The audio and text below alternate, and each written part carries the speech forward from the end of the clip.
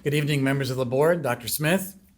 I'm quite honored to be here tonight, and we will be talking about complexity funding.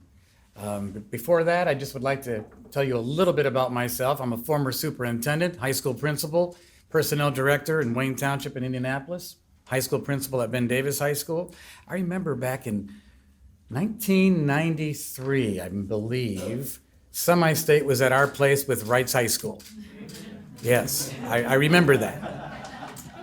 It was, we came on top that day, but yeah, I really do appreciate the time here to hear the discussion about complexity.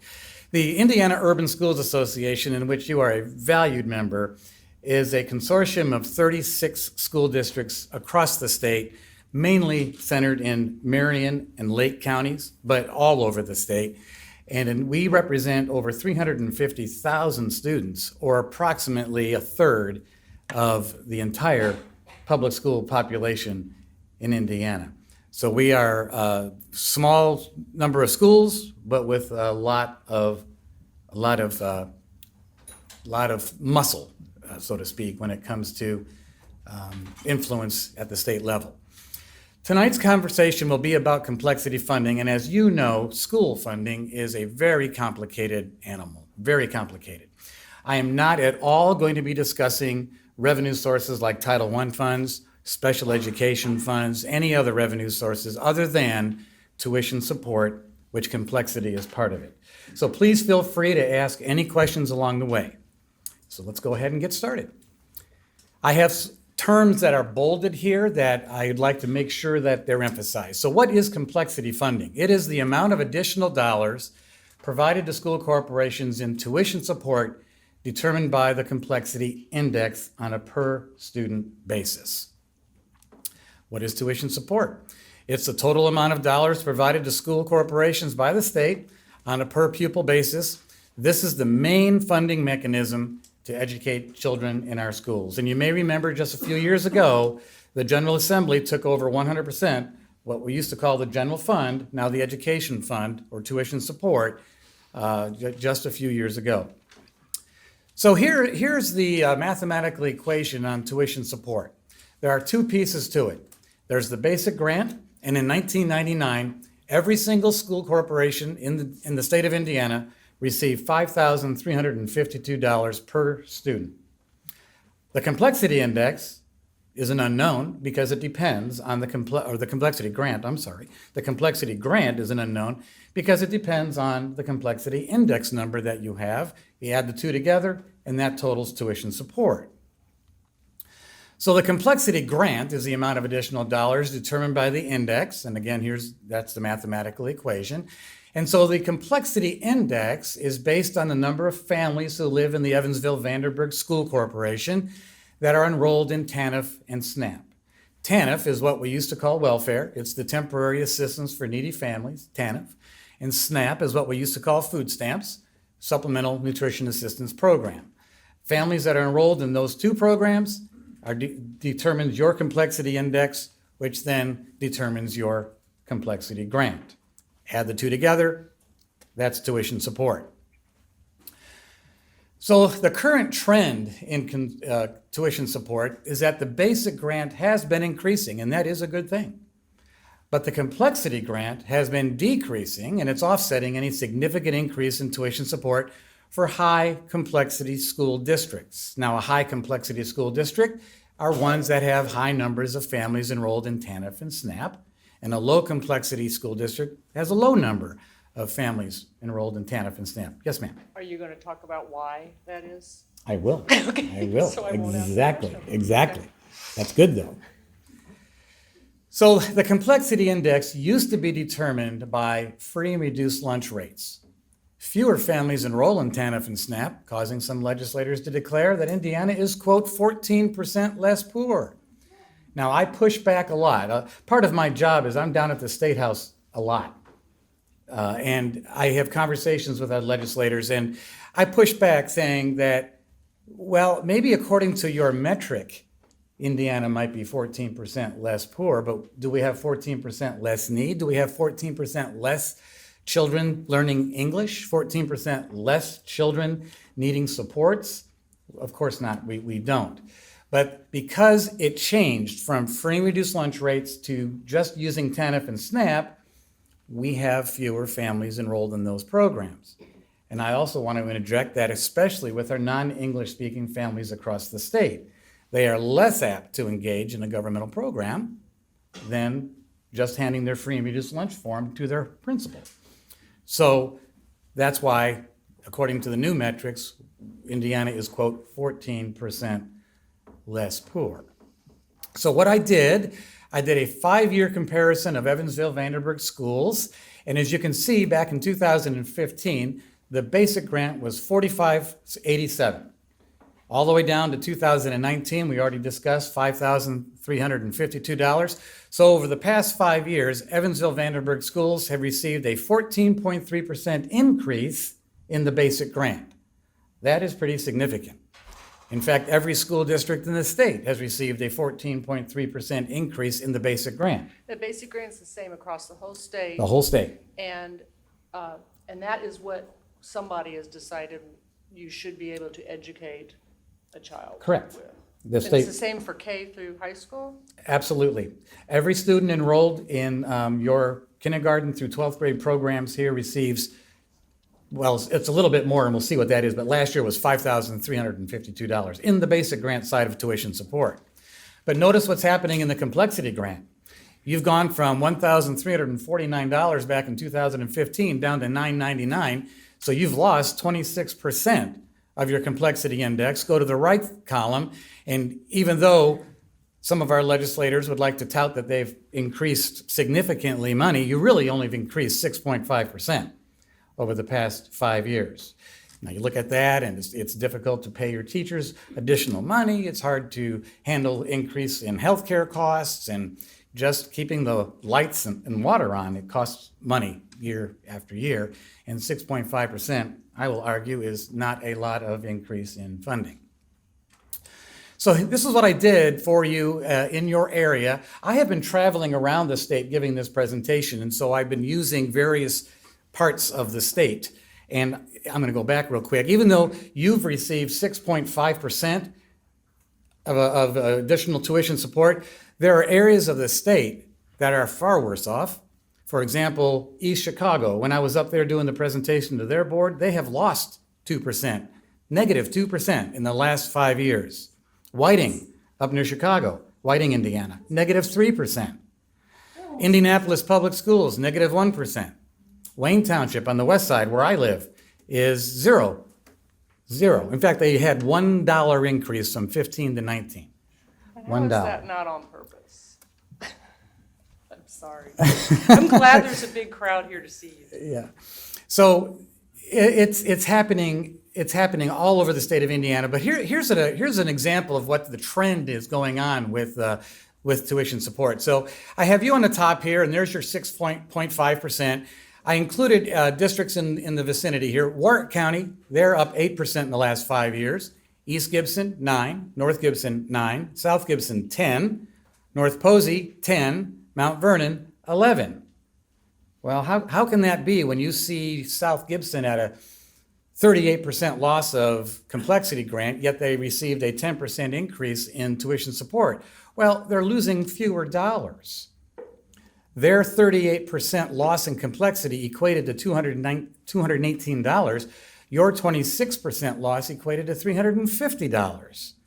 Mount Vernon is a really odd, I checked that 3, 4, 5 times because I don't know what, that's one of the lowest complexity losses I've seen in the state at 11%, and it only equated to $97, which is why they're getting they got an 11% increase in the last 5 years for tuition support. Please understand, I am not being critical of any of those school systems at all, because they were being underfunded, and we'll see this in just a moment. So the trend is continuing. This is this year and next year, 2020, 2021. The state average in Indiana was 5%. Our governor and many legislators touted a 5% increase in funding. They said that it's the most dollars that Indiana has increased funding in a very long time, if not ever, and that's correct, to the tune of about $759 million. However, Their average of 5% in the next 2 years, you're receiving 3.8%. North Gibson, 3.6, Mount Vernon, 4.6, South Gibson, 5.1, Warwick County, 5.1, North Posey, 5.5. Are you seeing the trend here? East Gibson, 6.2. The average or the mean of our Urban Schools Association, all 36 of us, is only 3.7%. I went as far as Du Bois County, 5.3. Gibson County as a whole is 5.4. Hamilton County, which is a northern suburb of Indianapolis, one of the largest in the state, increases is 5.9 on an average. Does that have anything to do with over here? I'm a ventriloquist. Does that have anything to do with charter schools? The pie is a lot smaller than it used to be, and so they get 10% increase. Vouchers get 10%. We get 2.5% for regular public schools. Yeah. Does that not fit into here? Yes, this school board is very tuned in because that's in the next couple of slides. So very good. So I have a question. Yes. So is, in other words, if less are using SNAP and TANF, then that equates to, they're saying maybe you're better off, so you don't need that funding? Yes, the shift in this next slide explains that. This next slide says that the increasing basic grant plus the decreasing complexity grant equals that more funding is going to the low complexity school districts, less funding is going to the high complexity districts. It's an intentional shift.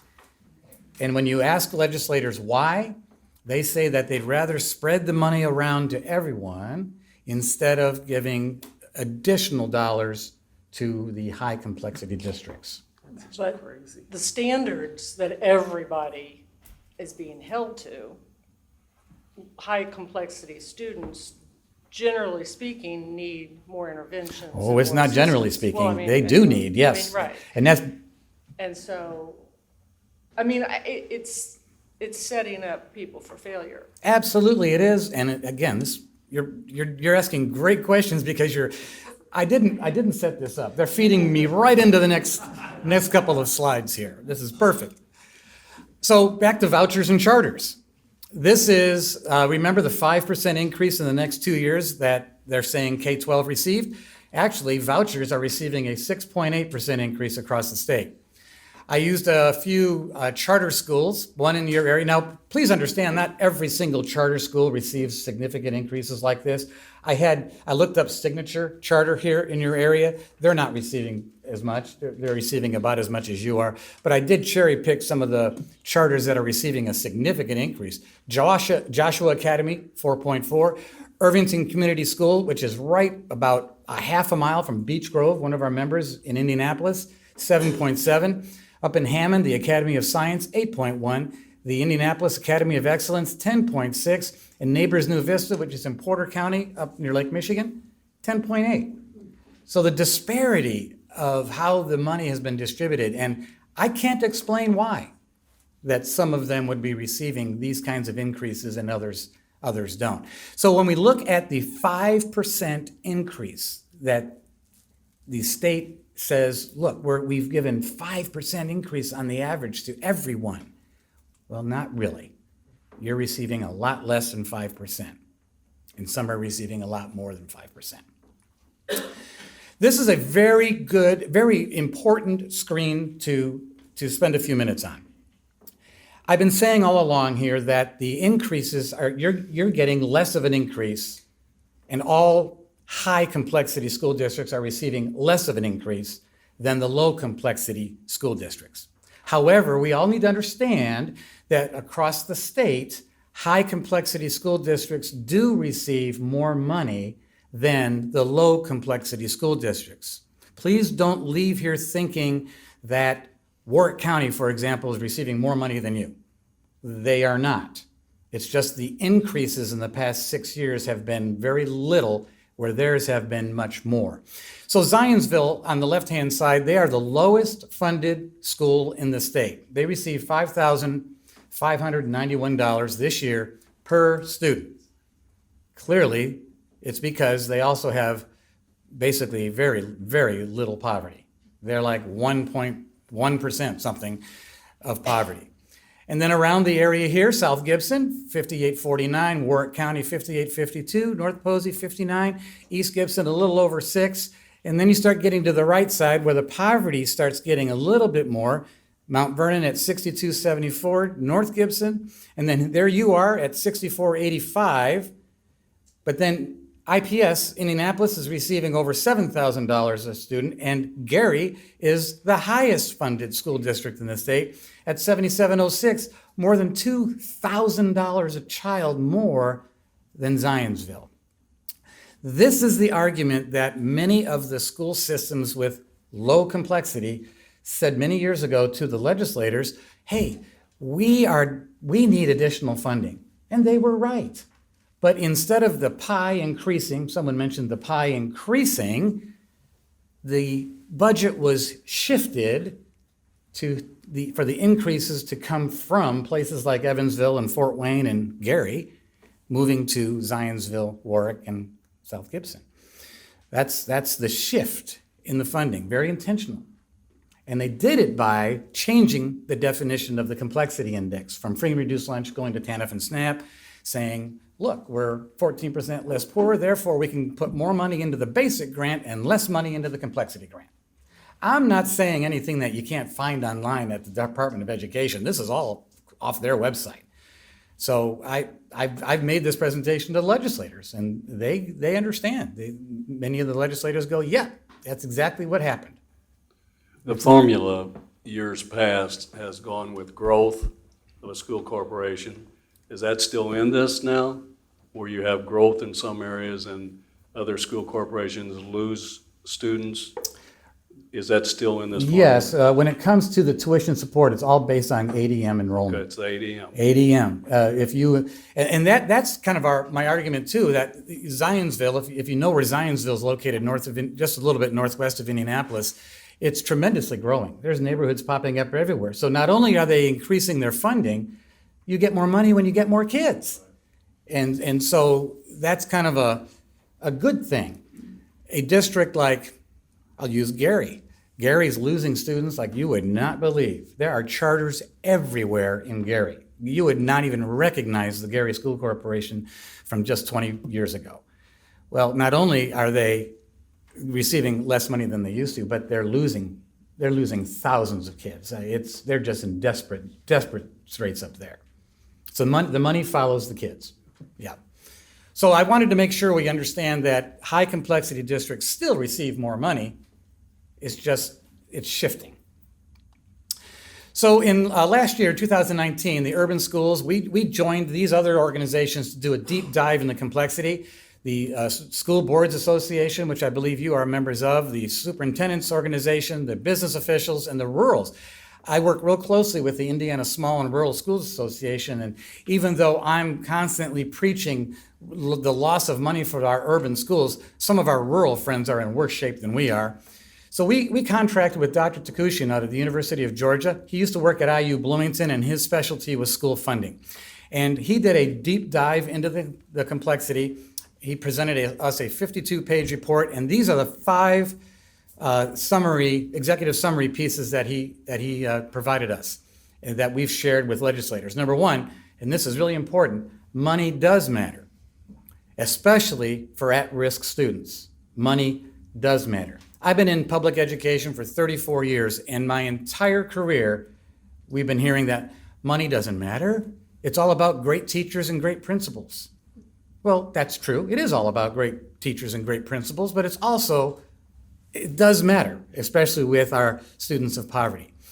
Number 2 is really kind of depressing. In the last 10 years, Indiana has not increased per pupil funding. In fact, it's gone down when you take inflation into account. So in today's dollars, or actually 2019 dollars, the average tuition support per child in Indiana was $6,741. You take 2019 dollars, apply it to back in 2010, and that was $7,687. So we're actually more than $1,000, almost $1,000 less today than those dollars would have purchased in 2010. Number 3, the ratio of at-risk funding back in 2010, the complexity index, or back then they called it at-risk funding, the complexity index equated to 17.2% of your tuition support. Now it's down to 9.8. Again, intentional. And that equates to $1,320 back in 2010 versus $660 today.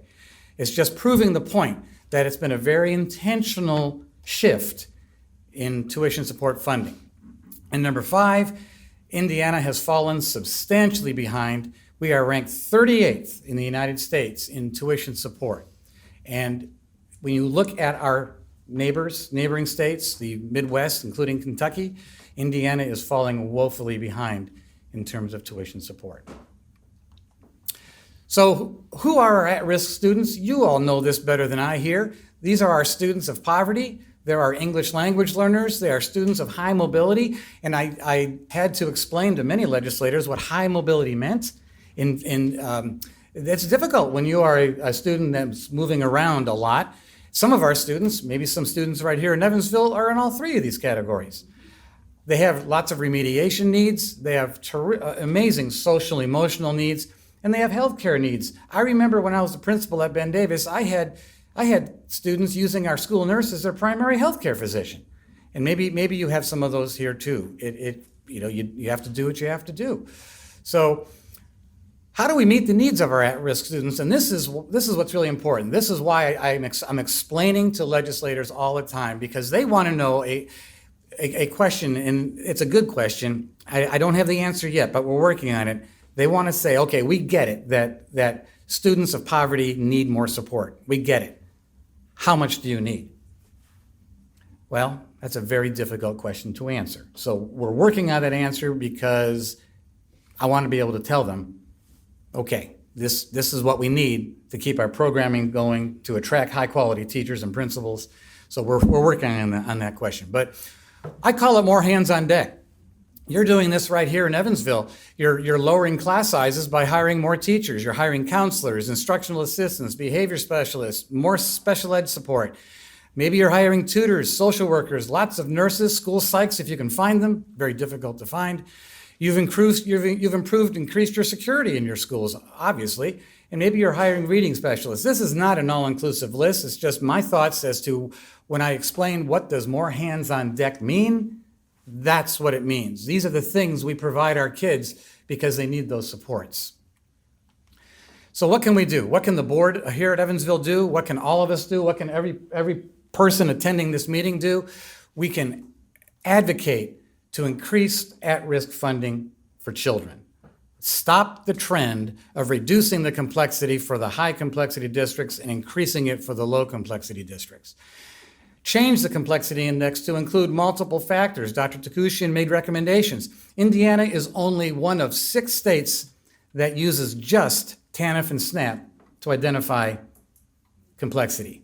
Many states use what we used to use. They use a combination of free and reduced, TANF and SNAP. The Census Bureau has poverty indexes on all of our neighborhoods in every county in the nation. We could be using that data. We could be using tax return data. There's all kinds of things that we can be doing, because what Dr. Takushian told us, whether it's free and reduced lunch or TANF and SNAP, whenever you have a program that is voluntary, it's always going to be undercounted because people who qualify may not be turning in the forms. We know that. We have students, families who don't turn in their free and reduced lunch forms because they don't want to. So we know it's undercounted, so we need to change that. It needs to use multiple factors. We need to increase funding overall. Mr. Guarino, you mentioned the pie. The pie hasn't been increasing. If we're going to do any kinds of shifting, the pie has to increase, or we're just going to be taking the shells and moving around on the table. And number 4, we have to push back on statistical bias. I have up here 3rd versus 38th. Some of our legislators telling me, hey, we're not 38th in the nation, we're 3rd in the nation. And I have to remind them that a few years ago, the state took over 100% of tuition support. Before that, it was a combination of local property tax and state money, probably 85-15 ratio. And so when they took it over, it looks like the tuition support is much higher than, let's say, Kentucky or Michigan. but it's not. When you add them all together, we're 38th. So it's that statistical bias that we need to be careful on. And finally, I'm going to leave you with one final thought here. This is the elevator speech that when you're with someone in an elevator and they find out that you're on the school board and what's your number one issue? Well, it costs more to educate at-risk children for all the reasons that we talked about. It just costs more to provide those more hands on deck for our kids. May I answer any questions here? I'm just curious, are they listening? When you're making these talks, you're making these speeches, are they listening? I have to say yes. Politically, we are far apart, but the Senate Subcommittee on School Funding, Senator Bassler is from Washington, Indiana. Senator Mishler is from up in Mishawaka. They are very interested in complexity. Representative Thompson from Hendricks County knows a lot about this, and he's very interested in continuing the talk about complexity. So I have had no indication from them that they're not wanting to talk about this. They know what happened, and I'm going around the state telling people what happened, so they're really now interested, what do we do next? Because this trend like this can't continue. Yes. Overall, in the state, when you look at the choice schools and the voucher program or the charters, the complexity of those students in general, I used to be I was researching a lot of that just myself, and some of the data's not up there anymore for some of the private schools. But are they as complex? I mean, we're using voucher money and we're using public money to support schools that are supposed to provide choice, but they tend not to be dealing with English language learners, multiple Right. disability. I mean, am I correct? Could you Correct. comment on that? They don't have to accept everyone who walks in your door. They can say, we don't have the program for that, go back to Evansville.